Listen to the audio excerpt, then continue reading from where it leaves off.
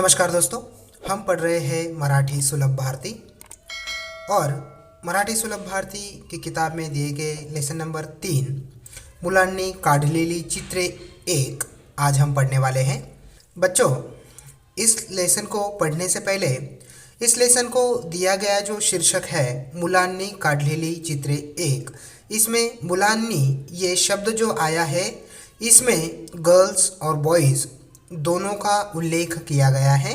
जैसे हम अंग्रेजी में चिल्ड्रेन बोलते हैं, हिंदी में बच्चे बोलते हैं, बच्चे में लड़के और लड़कियां दोनों का उल्लेख आता है। उसी तरह मुलांनी ये जो शब्द है मराठी में दिया गया, इस शब्द का मीनिंग यानी कि बच्चे ऐसे होता है और जिसमें गर्ल्स और बॉयज़ दोनों आते हैं।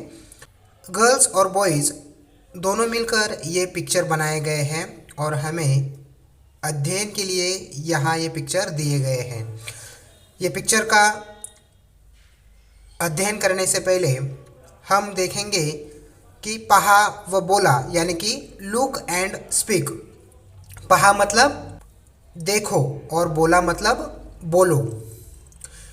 दूसरा जो वाक्य है, चित्रावरून गोष्ट सांगा, tell the story from the picture, यानी कि चित्र के माध्यम से हमें ये जो कथा दी गई है ये पूर्ण रूप से स्पष्ट करनी है। जब किताब में दिया हुआ ये पिक्चर हम ठीक से देखते हैं, इसका निरीक्षण करते हैं, तो हमें एक कोने में खरगोश जो है जिसे मराठी में ससा कहते हैं, वो खरगोश गहरी नींद में खराटे लेते हुए सो रहा है, ऐसा हमें यहाँ दिखाया गया है। और दूसरी तरफ कछुआ जिसे मराठी में कासव कहते हैं, वो विजय स्तंभ तक आ चुका है, पहुँच चुका है। ऐसा सीन, ऐसा दृश्य हमें इस पिक्चर के माध्यम से दिखाया गया है। तो इस पिक्चर के माध्यम से हमारे सामने जो स्टोरी दी गई है ये आधी अधूरी स्टोरी है, यानी कि स्टोरी का लास्ट वाला एंड वाला जो सीन है वो इस पिक्चर के माध्यम से हमें दिखाया गया है। और हमें क्या करना है कि ये जो पिक्चर द्वारा हमें घटित हुई घटना बताई गई है, इसके पहले क्या हुआ है ये हमें स्पष्ट रूप से यहाँ बताना है। तो यहाँ एक रास्ता दिया है पिक्चर में, शुरुआत यानी कि स्टार्ट, जहाँ से उनकी जो रेस है वो रेस शुरू हुई है, ये स्टार्टिंग पॉइंट है। और शेवट मतलब या तो हम एग्जिट भी बोल सकते हैं, या जहाँ ये शर्त ख़त्म होती है, जहाँ विजय स्तंभ वाली बॉर्डर है, जहाँ रेस एंड होने वाली है, इसे हम शेवट मराठी में कहते हैं। तो ये जो आधी अधूरी स्टोरी है ये हम पूर्ण रूप से यहाँ स्पष्ट करने वाले हैं। तो देखो, यहाँ जो मराठी में ये स्टोरी लिखी हुई है इसका मैं हिंदी मीनिंग बताऊंगा। जो भी हार्ड वर्ड है आपको नोट डाउन करना है और ठीक से उसका जो अर्थ है मराठी और हिंदी अर्थ ठीक से आपको जान लेना है। पहला सेंटेंस मैं पढ़ने जा रहा हूँ। कासव व ससा दोन्ही चांगले मित्र होते। कासव मतलब क्या कि कछुआ, और ससा मतलब खरगोश। दोन्ही चांगले मित्र होते, चांगले मित्र यानी कि अच्छे दोस्त थे। एकदा त्या दोघांनी लांबवर धावत जाण्याची शर्यत लावली। त्या दोघांनी यानी कि उन दोनों ने क्या किया कि दौड़ लगाने की शर्त लगाई। शर्यत यानी कि क्या, शर्त। डोंगराच्या जवळून त्यांनी धावायला सुरुवात केली। डोंगराच्या जवळून, डोंगर मतलब क्या कि पर्वत, जिसे हम पर्वत कहते हैं उसे मराठी में डोंगर कहा जाता है। डोंगर के नज़दीक से उन्होंने क्या किया, अपना स्टार्टिंग पॉइंट जो है यानी कि दौड़ लगाने का जो स्टार्टिंग पॉइंट है वो निश्चित किया और वहाँ से उन्होंने दौड़ लगाना शुरू किया। ससा टुनटुन उड्या मारत पुढे गेला। ससा यानी कि खरगोश जो है वो टुनटुन यानी कि उछल उछल के कूदते हुए वो आगे निकल गया। पुढे गेला मतलब आगे निकल गया। कासव हळूहळू चालत होते। कछुआ जो है वो हळूहळू मतलब धीरे धीरे चलते हुए पीछे से आ रहा था। सशाने खूप पुढे गेल्यावर मागे वळून पाहिले। खूप पुढे यानी कि बहुत आगे निकलने के बाद, खूप पुढे मतलब क्या कि बहुत आगे निकलने के बाद, गेल्यावर मतलब जाने के बाद। मागे वळून पाहिले इसका मतलब होता है कि पीछे मुड़ के देखा, मागे वळून पाहिले पीछे मुड़ के देखा। कासव खूपच मागे होते, कछुआ जो है वो बहुत पीछे रह चुका था। ससा खुश झाला, मतलब ये जो खरगोश है ये बहुत खुश हो गया। त्याने आजूबाजूला पाहिले, आजूबाजूला मतलब इधर उधर उसने झाँक के देखा। सगळीकडे हिरवेगार गवत दिसत होते, सगळीकडे यानी कि चारों तरफ, सब तरफ। हिरवेगार गवत मतलब हरा भरा घास उसे दिखाई दिया। सशाने विचार केला कि अजून कासव खूप मागे आहे। ये जो खरगोश है उसने मन ही मन वो सोचने लगा कि ये जो कछुआ है ये बहुत ही पीछे रह चुका है, मागे यानी कि पीछे रह चुका है। तोपर्यंत मी एक झोप घेऊन घेतो, झोप यानी कि क्या, नींद लेना। झोप घेऊन घेतो मतलब क्या कि मैं एक नींद ले लेता हूँ, असे म्हणून ससा एका झाडाखाली झोपून गेला। झाडाखाली मतलब पेड़ के नीचे, झोपून गेला मतलब सो गया। खरगोश ने क्या किया कि वो एक पेड़ के नीचे गया और वो सो गया। ससा गाढ झोपेत असताना कासव केव्हा त्याच्या पुढे निघून गेले हे सशालाही कळले नाही। यानी कि जब ये जो खरगोश था ये इतने गहरी नींद में सो चुका था कि वो जब सोया हुआ था तो कछुआ उसके आगे कब निकल गया इसकी ये जो खरगोश था उसको थोड़ी भी भनक नहीं लगी। जेव्हा सशाचे डोळे उघडले तेव्हा पाहतो तर काय, कासव विजय स्तंभापर्यंत पोहोचला होता। जब खरगोश के आंखें खुली तो कछुआ, उन्होंने निश्चित बॉर्डर जो बनाई थी जहां वो शर्त जीतने वाले थे, जो विजय स्तंभ था वहां तक ये कछुआ जा चुका था। यानी कि वो अपनी जो शर्त है वो जीत चुका था। आणि मतलब और, आणि या शर्यतीत कासव जिंकलेला होता। जिंकलेला होता यानी कि क्या कि वो जीत चुका था। शर्त जो है कि ये कछुआ अब जीत चुका था। सशाला आपल्या कर्तृत्वावर पश्चाताप झाला। यानी कि यहाँ बताया गया है कि ये जो खरगोश था उसने जो भी किया, तेज दौड़ सकता था और आगे जाके वो ये जो शर्त थी ये जीत सकता था, फिर भी वो सो चुका था और उसके वजह से ये जो शर्त है वो हार गया था। इस बात से वो अब पछता रहा था।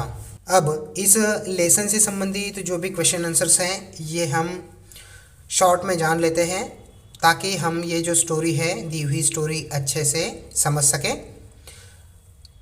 प्रश्न दिया है यहाँ, खालील प्रश्नांची थोडक्यात उत्तरे लिहा, मतलब निम्नलिखित प्रश्न के उत्तर लिखिए।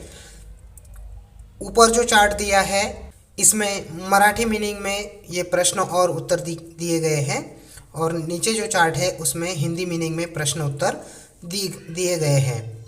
तो देखो, प्रश्न 1, चित्रात कोणकोणते प्राणी दिसत आहेत, मतलब चित्र में कौन कौन से प्राणी दिखाए गए हैं। इस प्रश्न का जवाब आएगा, चित्रात कासव व ससा दोन प्राणी दिसत आहेत, मतलब चित्र में खरगोश और कछुआ दिखाई दे रहे हैं। उसके बाद दूसरा प्रश्न है, वरील प्राण्यांनी कोणती शर्यत ठरवली आहे, मतलब उपर्युक्त प्राणियों ने कौन सी शर्त लगाने का फैसला किया। तो मराठी में इसका आंसर आएगा, वरील प्राण्यांनी धावण्याची शर्यत ठरवली आहे। उपर्युक्त प्राणियों ने दौड़ लगाने का फैसला किया। उसके बाद नेक्स्ट क्वेश्चन है, ससा कसा चालतो, मतलब खरगोश कैसे चलता है। इसका मराठी में जवाब आएगा, ससा टुनटुन उड्या मारत चालतो। हिंदी में खरगोश टुनटुन इस तरह उछल उछल के चलता है। उसके बाद नेक्स्ट क्वेश्चन है, कासव कसे चालते, कासव हळू हळू चालते। हळू हळू मतलब क्या कि धीरे धीरे। अब यही सवाल और जवाब हिंदी मीनिंग में आएगा, कछुआ कैसे चलता है, तो इसका जवाब आएगा कछुआ धीरे धीरे चलता है। नेक्स्ट जो क्वेश्चन है, शर्यत सुरू झाल्यावर सशाने काय केले, यानी कि जब दौड़ शुरू हुई तब खरगोश ने क्या किया। शर्यत सुरू झाल्यावर ससा टुनटुन उड्या मारत पुढे निघाला, मतलब दौड़ शुरू होने पर खरगोश तेज दौड़ लगाते हुए आगे निकल गया। ऐसे हमने इस स्टोरी के माध्यम से जाना है। अब देखो नेक्स्ट क्वेश्चन है, कासव कोठे पहुंचला, मतलब कछुआ जो है वो कहाँ पहुंचा। कासव शर्यत जिंकण्यासाठी निश्चित केलेल्या विजय स्तंभाजवळ पोहोचला। कछुआ जो है वो दौड़ खत्म वाली जो निश्चित विजय स्तंभ की जगह थी वहां वो पहुंच चुका था। उसके बाद नेक्स्ट क्वेश्चन है, ससा शर्यत का हरला, मतलब खरगोश जो है वो दौड़ क्यों हार गया। इसका कारण ये था कि कारण ससा झोपून गेला होता, क्योंकि खरगोश जो था वो सो चुका था, सो गया था। उसके बाद देखो हमें और एक चित्र इस लेसन के माध्यम में दर्शाया गया है और एक टाइटल भी दिया है कि या चित्रावरून तुम्हाला काय समजले ते सांगा, tell me what you understand from the picture. यानी कि ये चित्र का निरीक्षण हम जब करते हैं तो इस चित्र के ऑब्जर्वेशन से हमें कौन सी सूचना मिलती है, वो लड़की हमें क्या संदेश दे रही है, ये हमें यहाँ बताना है। देखो जैसे भी हम ये पिक्चर ठीक से देखते हैं तो हमें दिखाई देता है कि नल जो है, नल से पानी जो है वो नीचे गिरता हुआ, यानी कि ज़मीन पर ऐसे ही वेस्ट जाता हुआ हमें दिखाई दे रहा है। और बर्तन जो है वो साइड में बगल में ही रखे हुए हैं, लेकिन जो नल से निकला हुआ पानी है वो बर्तन में नहीं है। या इसका दूसरा मीनिंग हम ऐसे भी ले सकते हैं कि बर्तन जो है, बर्तन भरने के बाद भी ये जो नल है ये नल ऑन ही रखकर कोई चला गया है। और ये जो बच्ची है ये हमें बता रही है कि पानी वाचवा, यानी कि पानी बचाओ, जीवन वाचवा और जीवन बचाओ, ये जो संदेश है ये हमें दे रही है। ये चित्र में दिया हुआ जो मैसेज है वो ठीक तरह से समझने के लिए इससे संबंधित भी कुछ क्वेश्चन आंसर्स हम देखेंगे और इस क्वेश्चन आंसर्स के माध्यम से हम ये चित्र में दिए गए जो कथा है ये हम ठीक से जान लेंगे। खालील प्रश्नांची थोडक्यात उत्तरे लिहा, मतलब निम्नलिखित प्रश्न के उत्तर लिखिए। क्वेश्चन नंबर 1 है, चित्रात कोणकोणत्या वस्तू दिसत आहेत ते लिहा, मतलब चित्र में कौन कौन सी वस्तुएं दिखाई दे रही हैं वो हमें यहाँ बताने हैं। तो चित्र में हमें कौन कौन सी चीज़ें दिखाई दे रही थी, नळ, बादली आणि माठ या वस्तू दिसत आहेत, मतलब चित्र में हमें नल, बाल्टी और मटका आदि बर्तन दिखाई दे रहे हैं। उसके बाद नेक्स्ट क्वेश्चन जो है वो नेक्स्ट क्वेश्चन हम देखेंगे। वहाँ क्या पूछा गया है कि चित्रातील मुलगी काय सांगत आहे।